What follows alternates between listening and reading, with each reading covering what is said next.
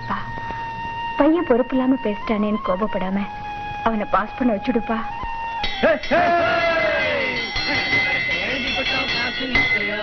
கணக்கு பரீட்சை எழுதி விட்டோம், மார்க்கு நிச்சயம். கஷ்டப்பட்டு எழுதி விட்டோம், பாஸ் நிச்சயம். நமக்கு பாஸ் நிச்சயம், நமக்கு பாஸ் நிச்சயம்.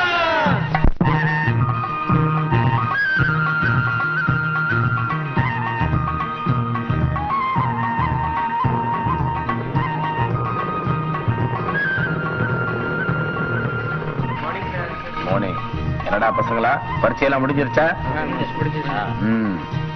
லீவ்ல கண்டபடி ஊரை சுத்திட்டு இருக்காங்க.